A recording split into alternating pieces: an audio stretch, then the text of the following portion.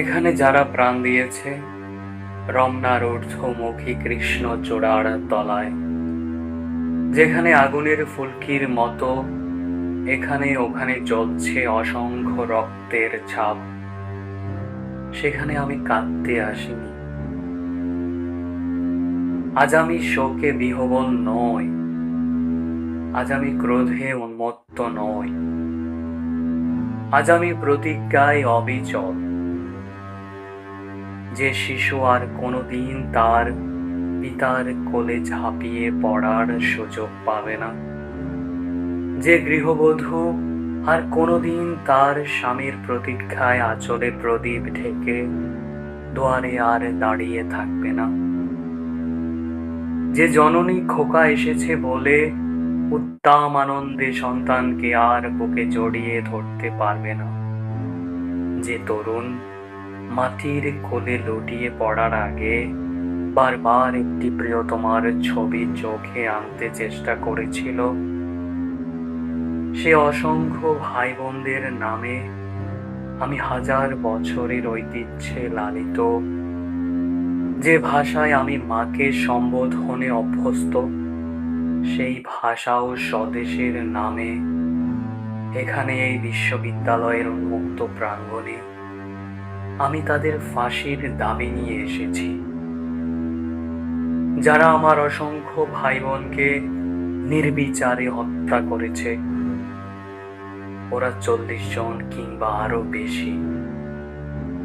যারা প্রাণ দিয়েছে ওখানে রমনা রৌদ্র দগ্ধ কৃষ্ণ চূড়া গাছের তলায়, ভাষার জন্য, মাতৃভাষার জন্য, বাংলার জন্য।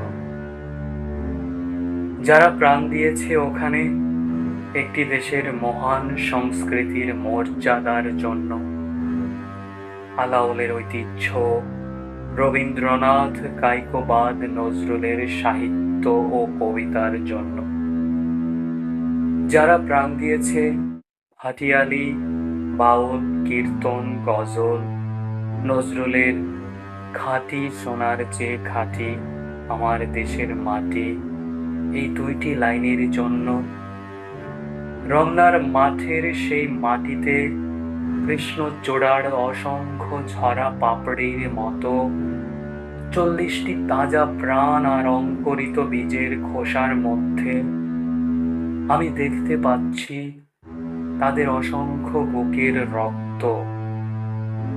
রামেশ্বর আব্দুল সালামের কচি বুকের রক্ত, বিশ্ববিদ্যালয়ের সবচেয়ে সেরা কোনো ছেলের বুকের রক্ত। আমি দেখতে পাচ্ছি তাদের প্রতিটি রক্তকণা রমনার সবুজ ঘাসের উপর আগুনের মতো জ্বলছে, জ্বলছে আর জ্বলছে। এক একটি হীরের টুকরোর মতো বিশ্ববিদ্যালয়ের সেরা ছেলে 40টি রত্ন বেঁচে থাকলে যারা হতো পাকিস্তানের সবচেয়ে মূল্যবান সম্পদ, যাদের মধ্যে লিঙ্কন, রলে, আরাল, আইনস্টাইন আশ্রয় পেয়েছিল, যাদের মধ্যে আশ্রয় পেয়েছিল শতাব্দীর সভ্যতার সবচেয়ে প্রগতিশীল ও একটি মতবাদ, সেই 40টি রত্ন যেখানে প্রাণ দিয়েছে, আমরা সেখানে কাঁদতে আসি। যারা গুলি ভর্তি রাইফেল নিয়ে এসেছিল ওখানে, যারা এসেছিল নির্দয় ভাবে হত্যা করার আদেশ নিয়ে, আমরা তাদের কাছে ভাষার জন্য আবেদন জানাতে আসিনি আজ। আমরা এসেছি খুনি জালিমের ফাঁসির দাবি নিয়ে। আমরা জানি তাদের হত্যা করা হয়েছে, নির্দয় ভাবে তাদের গুলি করা হয়েছে। ওদের কারো নাম তোমারই মতো ওসমান, কারো বাবা তোমারই বাবার মতো হয়তো কেরানি, কিংবা পূর্ব বাংলার নিভৃত কোনো গায়ে কারো বাবা মাটির বুক থেকে সোনা ফলায়, হয়তো কারো বাবা সরকারি চাকরে তোমারই আমারই মতো, যারা হয়তো বেঁচে থাকতে পারত আমারই মতো, তাদের কোনো একজনের হয়তো বিয়ের দিন পর্যন্ত ধার্য হয়েছিল। তোমারই মতো তাদের কোনো একজন হয়তো মায়ের সদ্যপ্রাপ্ত চিঠিখানা এসে পড়বার আশায় টেবিলে রেখে মিছিলে যোগ দিতে গিয়েছিল। এমন একটি মূর্তিমান স্বপ্নকে বুকে চেপে দিতে জালিমের গলিতে যারা প্রাণ দিল, সেই সব মৃতদের নামে আমি ফাঁসির দাবি করছি। যারা আমার মাতৃভাষাকে নির্বাসন দিতে চেয়েছে, তাদের জন্য আমি ফাঁসির দাবি করছি। যাদের আদেশে এই দুর্ঘটনা ঘটেছে, তাদের আমি ফাঁসির দাবি করছি। যারা এই মৃতদেহের উপর দিয়ে ক্ষমতার আসনে আরোহণ করেছে, সেই বিশ্বাসঘাতকদের জন্য